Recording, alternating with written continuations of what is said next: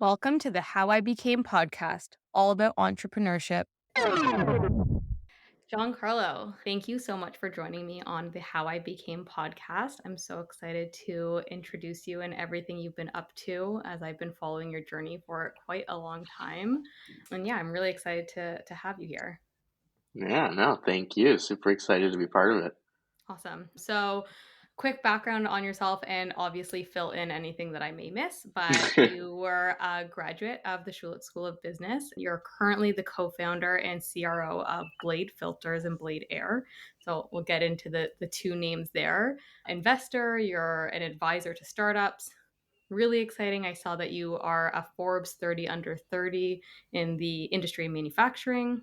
But I want to start back at the beginning because you've had multiple businesses starting from heat mugs to easy shoe covers and today running an industry leading manufacturing of commercial indoor and air quality tech. So that's quite the span of things that you've been involved in. So I'd love to hear a little bit about the journey throughout. Yeah, absolutely. It's funny. I haven't heard about those heat mugs in a little while, so it's I'm glad we're taking it back there because it's super exciting and honestly such a learning curve and just the entire journey along the way was definitely a roller coaster.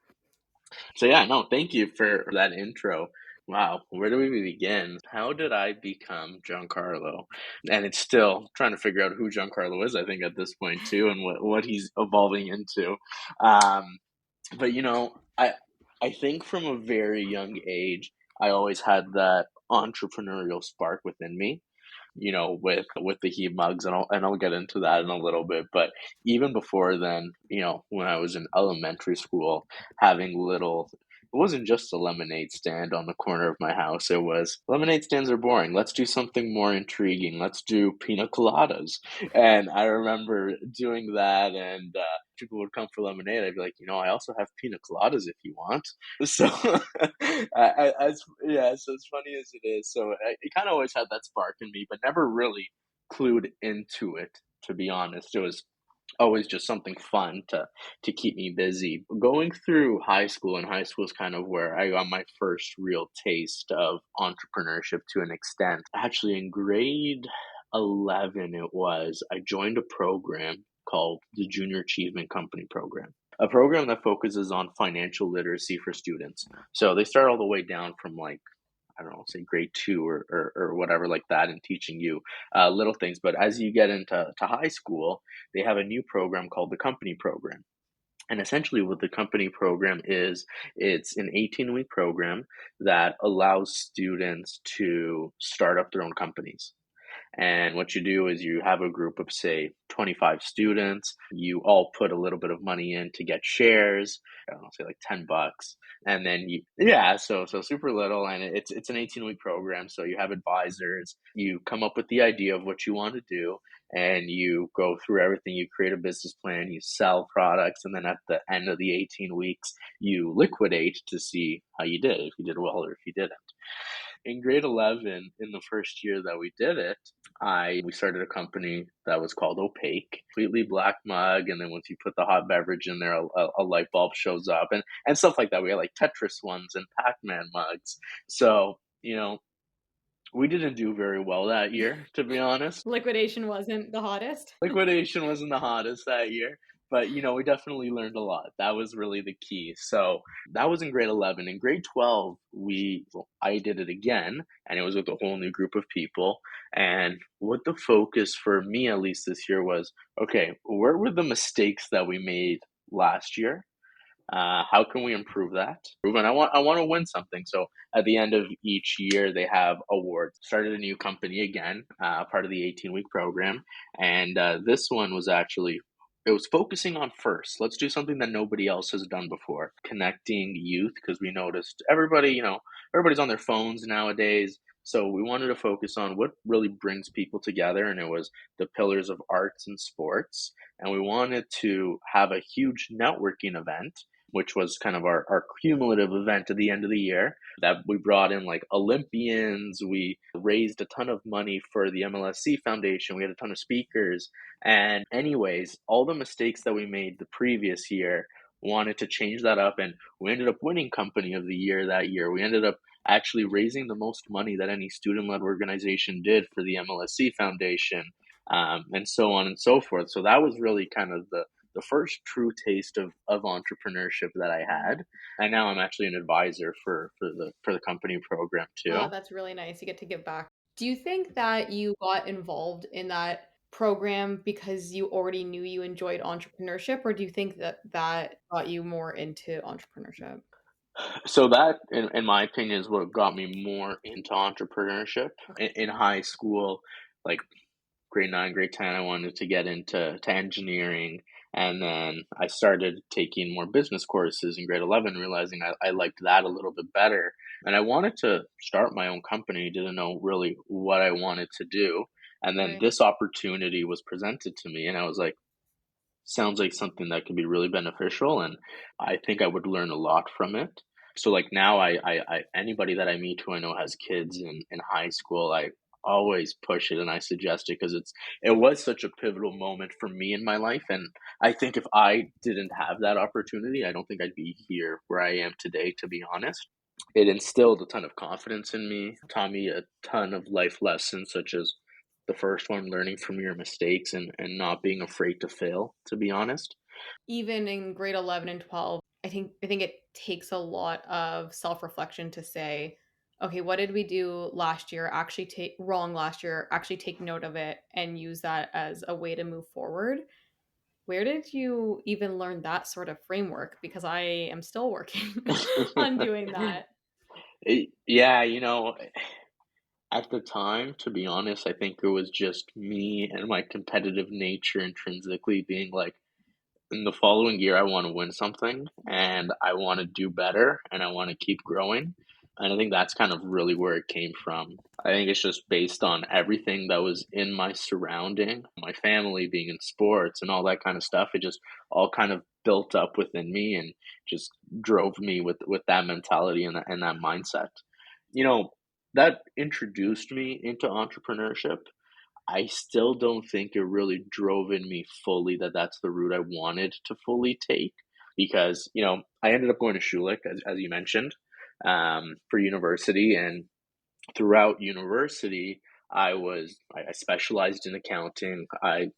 Was weird as it is, I really enjoyed it. And I actually loved my accounting classes. I won't judge. I know, right? Uh, so, I was going down that route. I had jobs lined up for when I was graduating already at some of the big four accounting firms. You know, I had that mindset of, okay, this is the route that I'm going to do, and I enjoyed it and I liked doing it, and that's why. But while I had that in mind, it was always, I'll probably work at one of these firms for a little bit, but the Yeah. ultimate goal is I want to start my own accounting practice. I want to have my own clients. I want to do my own thing. And I met Aiden, who's obviously one of my business partners at Blade, in our first year accounting class, and he was going into law. That was his direction that he wanted to do. And it was okay, I'll start an accounting firm, you start a law firm, and we'll just toss each other clients, and that's how it'll work. Right. So we both kind of had that mentality. So now where Blade started was in opportunity that came in mid to the end of our second year in our undergrad at Schulich. Aiden's brother Joe, who is 2 years older than us, so he was in fourth year at the time, he was studying chemical engineering at Ryerson, Toronto Metropolitan University. Mhm. Oh, I didn't know that. Oh, no, you didn't know that? Yeah, so Ryerson is now team. Yeah. Joe always loved to grow tropical plants. That's really how this whole thing started, with Joe's love of growing tropical plants, and to cope with the stress of engineering and studying. That's what he did. And you know, being in Canada, as we're experiencing right now as winter's approaching, there's not enough light and heat for him to grow his tropical plants year long. And he realized quickly that he had to buy something called a growth locker if he wanted to grow his tropical plants and, deal with all the stress of engineering.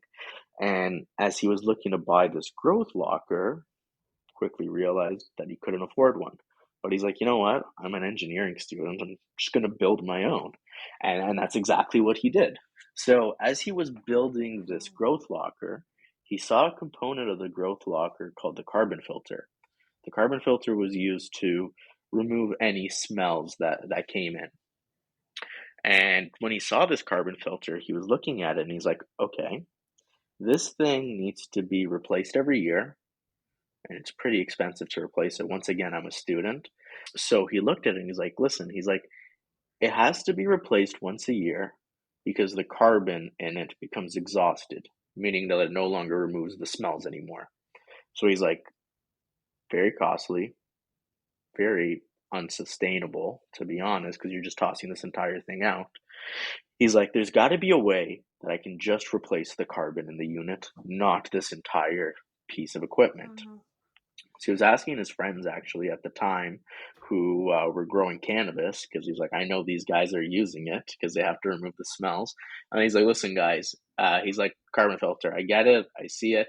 There's got to be something that has a replaceable carbon cartridge. Like, what's on the market? They're like, no, like it is what it is. This is how it's been for 25 years. Don't Just question it. It is yeah, what you it just is. got to do it. Yeah.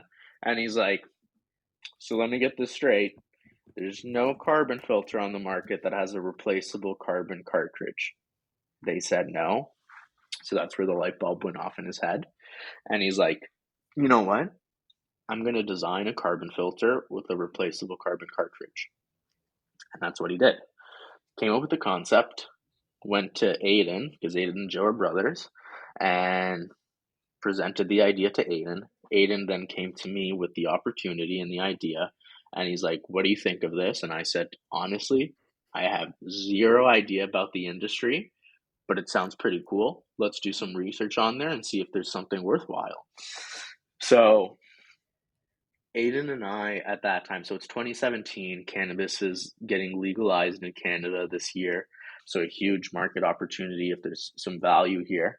We quickly did some research on these carbon filters, saw that hydroponic stores were the stores that sold them throughout Canada. We called pretty much every single hydroponic store that you can imagine throughout the country, provided them our value proposition on what we were trying to do without giving too much away. And everyone loved the idea. Everyone loved that it was sustainable. It was innovation in the space. They said that this is actually something they probably pay a premium for, and they would be interested in carrying it. So with that market research, we quickly decided that, you know what, let's push this opportunity and see what we can do. And that's exactly what we did. You know, Joe in his fourth year, Aiden and I just finishing our second year, no money to us, and still in school. We were ready to push on this opportunity and see what we can do. And, you know, the first mistake that we made was getting into manufacturing while being in school because we had no idea how expensive Not cheap. that was. Yeah, not cheap at all. So, you know, we had to quickly find some funding and we didn't have really anything to us. So we came up with the concept, we designed the prototype where our friends were partying on Friday nights. We were writing, we had little red solo glasses of wine and little salami that we would be in the basement writing grant applications after grant applications, applying to different accelerator programs, like where we met each other at YU Accelerate Up, doing pitch competitions, and eventually we raised about $85,000 in just non-dilutive grants, and we used that money to get our prototype. We used that money to get a patent. And then from there, we started pushing the idea out, got a ton of interest, brought in some investment money as well for the concept, and then started pushing it. And in the cannabis industry, we quickly became known as the Blade Boys, who you would always see with this replaceable carbon filter in the industry, and started building a really good reputation in the space.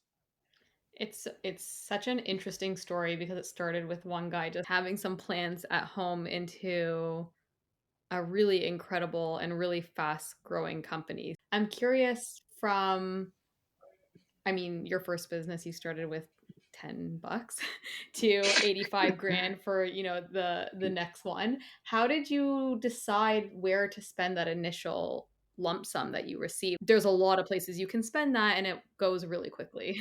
To be honest, it comes down to this simple tactic called the building block mentality, and I'm sure there's a ton of different names for this concept. That's just kind of the one that I chose for it. Mhm. But it's essentially is we knew where our end goal was at the time. Our end goal was we wanted to supply as many cannabis um, growers in Canada our carbon filters. Now, in order to do that, we needed manufacturing capability. We needed inventory. In order to get inventory, we needed money. Yeah. In order to get money, we needed investment. In order to get investment, we needed a patent and we needed a pipeline, credibility in the industry. In order to get those two, we needed a prototype. In order to get a prototype, we needed money. So, with the money that we got, we quickly put it into the prototype. Yeah. From the prototype, we were able to apply for our patent. And so some of that money was used for the patent. In order to get customers, we needed to spend money to go to trade shows. So put money into trade shows, building our name, our brand name, building our website. From there, once we had those two, we were then able to go and get investment and it keeps going on. It's taking that big picture and really driving it down to the steps that we needed to get there. And, we had that mentality in the beginning and we still have it today. We just did 2024 planning this week actually for Blade Air. It's focused on the same thing. Where's the end goal? What are the smaller steps that we need to do to get there? So that way we can have little wins every day. I want to hear about that end goal, but I also want to talk about your emotion during that time because just hearing the story, I get jittery and like, holy shit, am I making the right decision? I'm, not dedicating as much time to school because I'm in the basement, Hmm. building this thing. So, how did I don't know if you can like reflect back to the first, couple For sure. months of starting your business. What were the emotions? I think the number one thing as entrepreneurs is everybody's focused on that end goal that we always kind of forget the journey and we don't take a moment to really step back. And in my opinion, that's probably one of the most exciting, if not the best part of the entire thing is just the journey throughout and honestly, consciously every day, just take a step back and realize where you're at. And in that moment, we were moving quickly. It was an exciting time and a time of unknowns, to be honest. Do we know that we were making the right decisions? No, not at all. Were we willing to try it out? Yeah, of course. And were we willing to change our strategy if it wasn't going to plan? 100%. And did any of our ideas and our plan really go to plan? No. I can't tell you how many times we've changed what we were doing, but it's always staying resilient and knowing what that end goal is and doing what you need to get there. So, balancing this and school, it was challenging, absolutely. But, you know, we're lucky enough, and I was lucky enough to have partners in it that, everything didn't just fall on my shoulders. So we were able to use each other to keep pushing forward. But it really comes down to, staying organized with your days. That's very important. So that way, I know that I have, say, 2 hours today to focus on this. Yeah. I'm not going to spend the 2 hours procrastinating it to the last second. I need to ensure I'm utilizing my entire time as effective as possible. And it's the same on a day-to-day basis now. It's let's make the most out of our time and let's do as much as we can. I know what you're saying in that you don't want to miss the journey and enjoy it while also still being very clear on what that end goal is. And Hmm. part of that is breaking down your end goal into your quarters, your months, your days. Right, Because to your point, it's very easy to procrastinate or spend those 2 hours on the easy little detail task versus getting into the big meaty problems. right. Um, but that takes me to the question of your end goal for right now. So I know you guys just acquired cleanair.ai. So I want to learn a little bit more about, I'm sure that was an end goal at one point. So let's chat about that a little bit.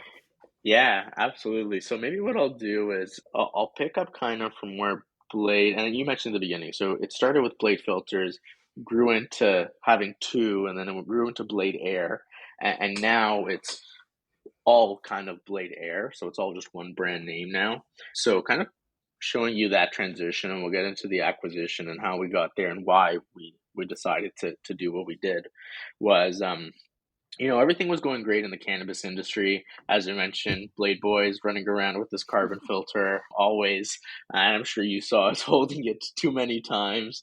It was, let's bring us to January of 2020. We were out in a trade show in Vancouver, really good trade show. It was so good that we got invited back out to Vancouver from a ton of clients that we met in March of 2020. So March 2020 comes, our flights are ready. Now, this is when COVID, you just started hearing about it a little bit. It was nothing crazy that was really, really popular yet, but you heard about it. Yeah. And I remember our flight to Vancouver, the flight that left before us, the exact same flight on the news, it showed that everybody on the flight got COVID. So we were heading there and we're like, oh no, like, what does this mean? So we get on the flight. I'm the only one on the flight pretty much wearing a mask. And that's because my mom like forced me Forced to, you. yeah, yeah. It's your Uh, own for filter. sure. Yeah, exactly. So I was the only one on the way to Vancouver wearing a mask on the entire flight. And we're in Vancouver, we're doing our thing. We're not there for long, maybe like 4 days. Everything's really good. Ton of good pipeline now built for the entire year. And flight back home, everybody is wearing a mask now in the span of 4 days. We get back home and pretty much everything shuts down. It's amazing how quickly our behaviors change. And it's pretty cool that you saw that in just a For matter of sure. days. Yeah, and honestly, it was also terrifying how quick everything happened because the pipeline that we had built out just 3 days ago, completely gone. All the Wow. projects that were planned for 2020 either lost funding, got pushed out to nobody knows when yet. A lot of employees were laid off. People were running skeleton crews. So we had this entire pipeline that pretty much just disappeared before our eyes. And when we got back, we were like, we want to do something to help out. We want to do something, one, to keep our suppliers in business, to keep our clients in business. We want to do something to help stimulate the Canadian economy as much as we can right now. And we quickly put our team together and try to do as much research that we could at the time to figure out what we could do, and quickly realized, let's introduce HEPA air purifiers and see if this is going to be a tool to help out. From a ton of research in past pandemics, we determined that it was something that's going to be really beneficial. So we quickly developed what was the Blade Air HEPA air purifier, the first generation at the time. And it was an industrial unit, all Canadian made, because we wanted to stimulate the Canadian economy. And we started pushing that into the market as much as possible. Was this still a B2B product? Yeah, when we introduced it. So we started it in March. Now, quickly developed it. We're looking at maybe June. It was a super, super quick turnaround time. And, we started pushing into the market. We're like, okay, who can benefit from these units right now? And we're like, well, it's a pandemic, so everybody can. So we would literally wake up at 3 in the morning. We would plaster flyers of these air purifiers on every business door. I kid you not, throughout York Region, throughout Toronto. Um, it was so funny because we would go before anybody would come into the office. So that way, as soon as they showed up, they saw this flyer on their door. We did this for like maybe 2 weeks, just every single day, and got maybe one call back. And that callback didn't even want to buy anything. So we are like, okay, obviously this plan's not working. Yes, it is COVID. People do need better air quality, but realistically, who can afford it right now? So we went back to the drawing board, and this is kind of going back to that thing of learning from your mistakes. we decided, okay, let's maybe narrow our target down to maybe doctors, dentists, and private schools. So did that, started seeing a lot of success with private schools. So we started focusing on this area. So started dealing and started getting a lot of success with private schools. And then the next thing was, okay, let's try to go after the public school boards. Had to learn how they purchased because we had no idea. You know, I started emailing pretty much every single person that I can find at these school boards, the trustees, the superintendents, just letting them know what we're doing.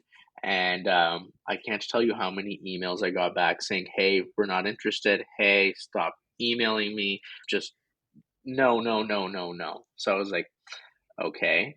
One person actually called me back and said, hey, I appreciate this. We do what the government tells us to do. And right now, there's no funding for this. We're not doing anything, but I appreciate it. So I was like, okay, fair enough. Like, at least I have some insight now versus everybody saying, just leave me alone. Right. So, started calling private schools again and going down that route. And one day as I was calling, CP24 was on the side, and I saw that the Ontario government just released $50 million to improve indoor air quality in schools. So I'm like, huh. I quickly found that person's number who talked to me before. This was like 3 weeks after. Called them. It went straight to voicemail. And I said, hey, it's Giancarlo calling from Blade. I don't know if you just saw, but the government just released a ton of money to improve indoor air quality in schools. We're here if you need help. 10 minutes later, I get a call back. He's like, I saw that. He's like, send me this, this, this, and this in an email, and then we'll go from there. And I said, perfect. I was like, you know what? I'm stopping everything I'm doing with the private schools. This evening, I am going to email everybody who I emailed before, everyone that told me to get lost, and I want to be the first one in their email, in their inbox in the morning, basically telling them what we're doing again, how we can help out, so on and so forth. This is probably August at this point. I'm starting to see orders come in from school boards. We're starting to grow and leverage the relationships that we had. And I think by the end of this year, where, the beginning of the year was no pipeline in place, I think we ended the year with probably about 1.5 million in sales. And we just graduated school in 2019 as well. So this was like fresh out. We entered into a pandemic with all this excitement, and then completely downhill, and then right back up on the roller coaster. What a theme of pivots. Not once were you like, well, I guess this business is a bust. It's like, well, fuck it. We have to figure it out. And we could have easily said that when nobody called us back, Right. right? For when we brought those flyers around, but it was, okay, let's go back to the drawing board and see what we can do. And then started seeing some success there. And then I could have easily said that again when none of the public school boards gave me any attention and all told me to get lost. Right. So that's really that mentality of just keep pushing, find a way, and you'll get there. We started growing, started building some good relationships, started listening to our clients to see what they wanted in the market, where they saw the industry. From there, we started as a carbon filter company, went to being a carbon filter and a HEPA company now. And then from there, it was, okay, what more can we do? Where's the market going? We brought in from there a UVC technology. With that UVC technology, and everything, the focus was Canadian made.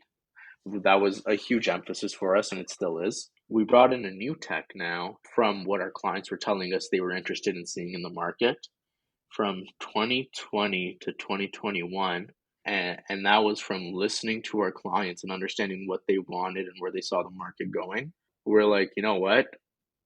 They're the ones spending the money with us, so why wouldn't we listen to them to see what they wanted? So Blade Air now has kept evolving from there. It was, let's listen to the market, let's see what they want. We're not just a carbon filter company anymore. We're not just a HEPA company. We're a portfolio of indoor air quality technologies. Whatever the client's needs are, whatever the demands may be, we have a product that suits them. If it's, odor control, here's our carbon filter technology. If it's, I want better indoor air and I want something mobile, here's our HEPA air purifier. I want something in duct, right in our HVAC system, here's our UVC. Now, bringing us back to the Clean Air AI acquisition, what we've noticed is there's a huge focus on indoor air quality and sustainability. People think if you improve your indoor air quality, your sustainability is going down. Now, in 2021, was it end of 2021? Yeah. At end of 2021, we saw an opportunity to intersect those two.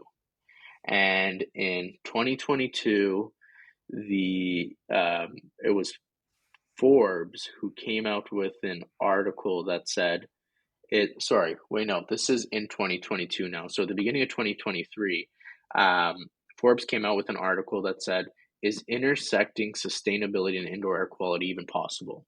Throughout 2022, we were testing this technology in the background from the Clean Air AI acquisition. And we knew ahead of time that, yes, it is possible. In fact, we outperformed the top tier suggested indoor air quality filters by over 2.5 times, and we provided 75% energy savings to our client. And at the time, that client was the distillery district who we were working with. We liked what Clean Air was doing. We thought it was really novel, really interesting, exciting, and we wanted to bring them into our portfolio of technologies. And that's kind of where that acquisition came in. So it really puts us as a key player for intersecting indoor air quality and sustainability. But there's also a smart filtration component to this technology, which really opens us to a whole new perspective and a whole new avenue of getting into the smart filtration side of things. So for us, really what it comes down to is let's provide as much value to their clients as possible. Let's focus on Canadian-made, North American-made technologies, and let's really breathe innovation into this industry that hasn't had innovation in a long time. And that's kind of where we're at now. It goes right back to the very start of your story when he was asking around, how does this filtration work? And everyone's like, don't question the industry. Like, it is how it is. No one's going to innovate here. And unlocking that and questioning that has gotten you to like this unbelievable growth. How did you service that? Because you're changing every process in your company in order to go from a 1.5 million to $30 million company. Yeah, it was a ton of quick and rapid growth. And to put it in perspective, so up until January of 2021, we didn't have our own office, our own warehouse. We were working, when we fulfilled that first 1.5 million, we were working out of our subcontractors' facilities, and we would literally sleep in our cars there all night because it didn't make sense for us to drive home and go back there in the morning. We begged them to just let us stay inside the facility and work all night. And keep in mind, we were also paying them to do the work for us that we were doing. We just wanted everything done a lot faster. So we literally stayed there and worked. But so to put it in perspective, in January of 2021 is when we got our first office. Yeah. We got 2,500 square feet, and that was office and warehouse. So 10% of it was office, the remainder was warehouse. By February of that same year, we were completely out of space. So those are some of the challenges. And from there, we started having to look for new space, went to 5,000 square feet. By, I think, May, we got into 5,000 square feet, ran out of space there. In October of the same year, we ended up moving into 30,000 square feet. And that's where we are right now. So on that end, it's a great problem to have, absolutely. Yeah. But it also comes with challenges. And the other challenge, and really what helps us drive, is building out our team and all the culture internally as well. So for us, one thing we've always focused on is bringing in good talent, bringing in strong individuals, and building a strong culture within the company. Because we knew with those key pieces, we can sustain the growth and we can build to provide more growth. So, in the early days, and it's still like this for us, is we know where our strengths are, we know where our weaknesses are as individuals, and we hire where our weaknesses are and where we're lagging. So that way, the organization as a whole is always better. We want to be surrounded by people that are smarter than us, that complement us and our complement our weaknesses, right?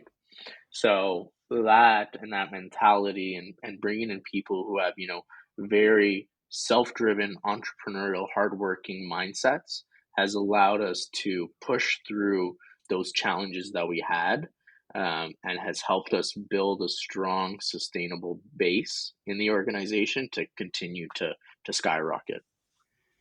It's so exciting to see the type of growth. I mean, I remember coming and listening to some of your, the storytelling must be like 5 years ago now, some Yeah, of the Schulich events, and not really knowing much about the business to where you are now. It's just so incredible. You've mentioned a few times about forward looking and pivoting, and things are constantly evolving. So if you're looking forward and planning for the next year, 5 years, 10 years, right. what does that look like for you and the team? For us, yeah, absolutely, and that's a great question. So, I kind of alluded to it, but really, what our our goal and our mission right now is breathing innovation, and that's not just in our technology. That's a huge component of it, but just breathing innovation into new markets as well. So, right now, our focus is to continue growing the team, growing our product suite, growing internationally as well. So right now we're looking to continue to expand. So we have a strong focus to keep pushing into the US. We have some applications right now in Singapore. We're looking to expand into Dubai as well. So a lot of geographical expansion right now is the focus. And the plan and the strategy that we have, once again, as we've learned, it might not go to plan, and I'm sure we're going to change and adjust as we're going along, but that's all part of that journey, right? Is making mistakes and learning from them and adjusting to them and being open to adjust to them. And really, I think the term that I've used more this year than I ever have before, because it's so true, is I don't know what I don't know, and I want to surround myself with people who know what I don't know. So we've had a big emphasis on bringing in smarter individuals, bringing in consultants, bringing in advisors who can help us to not make the mistakes that they have made in the past and to provide knowledge that we lack. And specifically, we're bringing in a group right now whose focus is on growing into new markets, specifically in our industry, because they've done it in the past and they've done it very successfully. So we want to learn from them. Do you think the value propositions that you're building on right now for Blade Air, so sustainability and made in Canada, continues to be strong value props as you go into Dubai or US or these Singapore, or are you For sure. does that tweak as you expand? Yeah, yeah, and that's a great question. I think that really comes down to, as right now we have a strong emphasis on Canadian made. Um, will that adjust to maybe a locally made type thing? So if Mm. we're going into the States, maybe we're looking to bring in some US partners. Really, the focus there is to make the supply chain as strong as possible, right? That's why we want Canadian made, because when everybody was bringing in products from overseas and they couldn't bring it in, we had supply coming in constantly and going out constantly. So really, the emphasis maybe changed to having a strong supply chain, right? Which we do have right now, and maybe finding different ways to do that. I'm sure if we're developing in Canada and maybe shipping out to Singapore, it might be a challenge. But I think we'll cross that bridge when it comes, and we're going to learn from people who have done it before and see what their suggestions are. You've had really rapid growth and it looks like you're not trying to slow down anytime soon, but there's a lot of ways you can grow. You kind of you mentioned it geographically, product suite. How are you deciding which, or maybe it's a little bit of everything, which way you're going to grow? Yeah, and that's a great question, to be honest. I think for us, what it really comes down to is believing in the leaders of our different departments in the organization and having strong communication between them. So we want all our teams to always be in the loop with whatever everybody else is doing. So that way everything is cohesive. Maybe we'll start seeing some success geographically first. And if we see a strong opportunity out there, there's going to be a key focus, maybe from our engineering department, to make tweaks to the technology to be better suited for that market. Or if, our engineering department sees an opportunity for uh, a new technology to be better beneficial, and more beneficial in the current market, then we'll focus on introducing that. But right now, it's building out the team so we can kind of hit all options and not put our eggs all in one basket, to be honest. Totally. It's let's test the different markets. Let's keep constant R&D going. So, if we're looking to expand in a new market, it doesn't mean our innovation side stops. It's still going, but everything's going simultaneously. So that way we're not just, like I said, putting everything in one basket. How are you feeling coming right out of school and then building this very successful business? How has that been for you? Because you're right, you're leaning into other leaders to help Mhm. guide and build you as a leader and a CEO. But how has that experience been for yourself as a founder? Yeah, uh, and that's a great one. And to be honest, it's you kind of got to pitch yourself sometimes, and you really got to, like I said at the beginning, you kind of got to take that step back every now and then and just understand where you are and what you're doing, because what we're doing now is really honestly what we've always dreamed of doing. And because we've grown so fast and because we're in it day to day, I don't think we realize that all the time, to be honest. And for us, like, so one thing that I do, and I just started doing it for fun, was every day what I'll do, well, not every day, but most of the time, is at the end of the day, I'll kind of just jot down notes of, what happened during the day. Because what I find is I'll tend to forget like some of the ups and downs that we had last year or the year before. And what I'll do is on New Year's Eve every year, I'll kind of read through the year to see what happened, because really what it allows me to do is see, okay, we've gone through challenges in the past and we've probably gone through bigger challenges than we might have gone through that we're going through right now. And all we need to know is we overcame them, and really just looking back at the roller coaster ride and the journey and just being present in the moment.